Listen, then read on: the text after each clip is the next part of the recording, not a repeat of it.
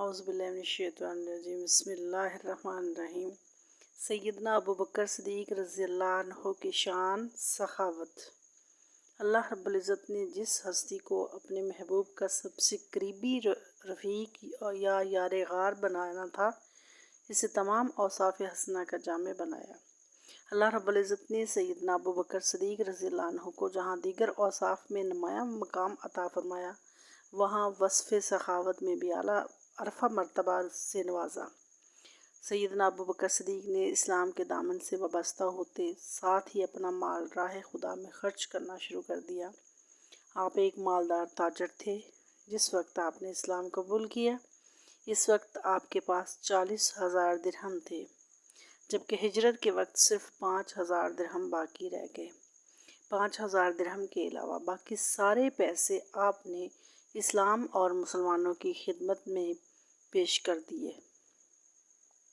آپ نے اسلام قبول کرنے کے لیے 7 ایسے غلاموں کو خرید کر آزاد کیا جنہیں صرف ان کے مسلمان ہونے کی وجہ سے ظلم و ستم کا نشانہ بنایا جاتا ہے۔ ان غلاموں میں حضرت بلال حبشی بھی شامل تھے۔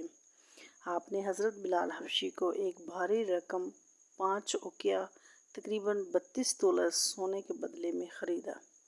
جب آپ رضی اللہ عنہ نے حضرت بلال حبشی رضی اللہ عنہ کو اتنی بھاری رقم کے بدلے خرید کر آزاد کیا تو کفار آپ کی اس سخاوت پر یہ اعتراض کرنے لگے کہ شاید آپ پر حضرت بلال حبشی کا پہلے کوئی احسان ہے جس کا بدلہ آپ نے انہیں آزاد کر کے چکایا ہے۔ جب کفار نے یہ اعتراض کیا تو اللہ تعالیٰ نے آپ کے اخلاص کی گواہی دی۔ گواہی میں قرآن کی آیات نازل فرما دی۔ ارشاد فرمایا، جو سب سے بڑا متقی ہے وہ اس سے دور رکھا جائے گا جہنم سے، یعنی وہ اپنا مال دیتا ہے تاکہ پاک ہو، اس پر کسی کا کوئی احسان نہیں ہے جس کا بدلہ اتارتا ہو، بلکہ وہ تو اپنے بلند رب کی رضا کے حصول کے لیے دیتا ہے اور عن قریب وہ راضی ہو جائے گا۔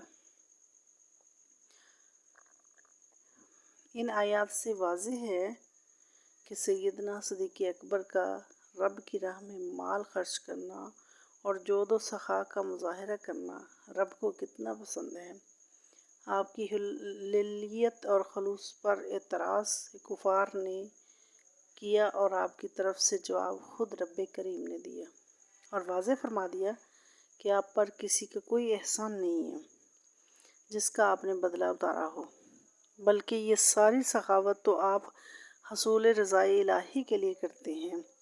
اس ہستی کی عظمت و مقام کا اندازہ کون لگا سکتا ہے کہ خالق کائنات اس کے اخلاص کی گواہی بھی دے اور اس کی طرف سے کفار کو جواب بھی دے۔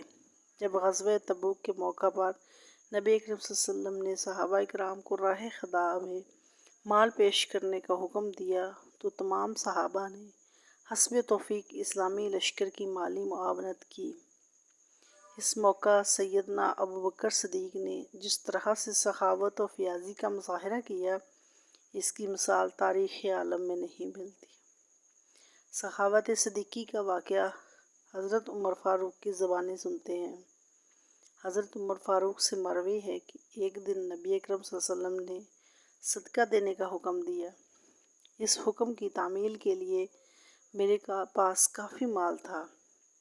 میں نے اپنے آپ سے کہا کہ اگر میں ابو بکر صدیق سے کبھی سبقت لے جا سکتا ہوں تو آج کا دن ہی وہ دن ہے جس میں سبقت لے جا سکتا ہوں۔ حضرت عمر فاروق کہتے ہیں کہ میں اپنا نصف مال لے کر حاضر خدمت ہوا۔ نبی کریم صلی اللہ علیہ وسلم نے فرمایا، اپنے گھر والوں کے لیے کیا چھوڑ آئے ہو؟ میں نے عرض کیا، جتنا لے آیا ہوں اتنا ہی ان کے لیے چھوڑ آیا ہوں۔ اتنے میں یار غار رسول صلی اللہ علیہ وسلم حضرت ابو بکر صدیق رضی اللہ عنہ جو کچھ ان کے پاس تھا وہ سب کچھ لے کر حاضر خدمت ہوئے۔ آپ صلی اللہ علیہ وسلم نے فرمایا، اے ابو بکر، اپنے گھر والوں کے لیے کیا چھوڑ آئے ہو؟ انہوں نے عرض کیا، میں ان کے لیے اللہ اور اس کے رسول صلی اللہ علیہ وسلم چھوڑ کر آیا ہوں۔ حضرت عمر کہتے ہیں، میں نے اس دن خود سے کہا کہ میں ابو بکر صدیق سے کسی معاملے میں کبھی آگے نہیں بڑھ سکتا۔ دنیا میں بڑے بڑے سخی گزرے ہیں، لیکن تاریخی عالم میں حضرت ابو بکر صدیق جیسا سخی نہیں ملے گا، جس نے اپنے محبوب کے ایک حکم پر اپنے متاع کل محبوب کے قدموں میں ڈھیر کر دیا۔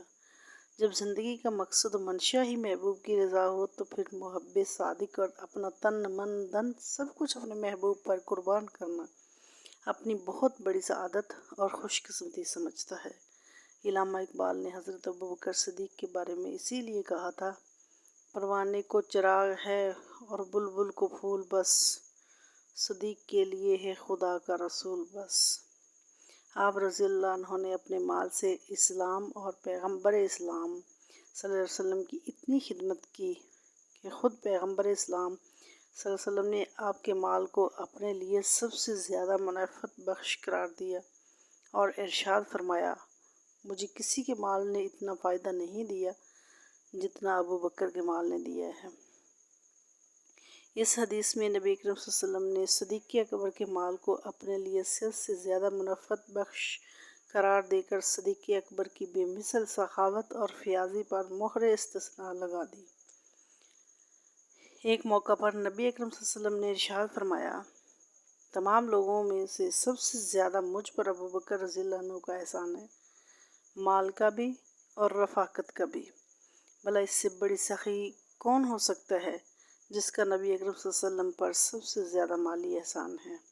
حضرت ابو بکر صدیق کے لیے یہ بھی بہت بڑا اعزاز ہے کہ ان کے مال میں رسول اللہ صلی اللہ علیہ وسلم اپنے مال کی طرح تصرف فرمایا کرتے تھے۔ الریاض النظرہ کی روایت ہے کہ حضور صلی اللہ علیہ وسلم حضرت ابو بکر رضی اللہ عنہ کے مال میں اسی طرح تصرف فرماتے تھے جس طرح اپنے ذاتی مال میں فرماتے تھے۔ نظرہ سیدنا ابو بکر صدیق کی سخاوت اور مالی قربانیاں رب کریم کی بارگاہ میں کتنی مقبول اور پسندیدہ ہیں، اس کا اندازہ اس امر سے لگایا جا سکتا ہے کہ رب کریم خود آپ کے نام سلام بھیجتا ہے اور استفسار فرماتا ہے، آپ رب سے راضی ہیں یا نہیں؟ حضرت عبداللہ بن عمر رضی اللہ عنہ سے مروی ہے کہ ایک دن حضور صلی اللہ علیہ وسلم کی بارگاہ میں ابو بکر صدیق ٹاٹ کا لباس پہنے ہوئے بیٹھے تھے۔ اتنے میں جبریل امین نازل ہوئے اور کہنے لگے، اے اللہ کے رسول صلی اللہ علیہ وسلم، ابو بکر نے ایسا لباس کیوں پہنا ہوا ہے؟ نبی اکرم صلی اللہ علیہ وسلم نے فرمایا، جبرائیل، اس نے اپنا مال مجھ پر خرچ کر ڈالا ہے۔ جبرائیل علیہ السلام نے کہا، اللہ رب العزت آپ صلی اللہ علیہ وآلہ وسلم پر سلام بھیجتا ہے اور ارشاد فرماتا ہے کہ ابو بکر سے کہیں، کیا تم اپنے اس فقر میں مجھ سے راضی ہو یا ناراض؟ اس پر نبی اکرم صلی اللہ علیہ وسلم نے حضرت ابو بکر سے فرمایا، حضرت ابو بکر، اللہ رب العزت تم پر سلام ہے اور تم سے پوچھتا ہے کہ تم اپنے اس فقر میں مجھ سے راضی ہو یا ناراض؟ حضرت ابو بکر یہ سن کر عرض گزار ہوئے، بھلا میں اپنے رب کریم سے کیسے ناراض ہو سکتا ہوں؟ میں تو اپنے رب سے ہر حال میں راضی ہوں، میں اپنے رب سے راضی ہوں، میں اپنے رب سے راضی ہوں۔ الغرض اپنے مال سے اسلامی پیغمبر علیہ السلام صلی اللہ علیہ وسلم اور مسلمانوں کی سب سے زیادہ خدمت کرنے والی ہستی اور امت مسلمہ میں سب سے بڑھ کر جود و سخا کا مظاہرہ کرنے والی شخصیت سیدنا ابو بکر صدیق ہی ہے۔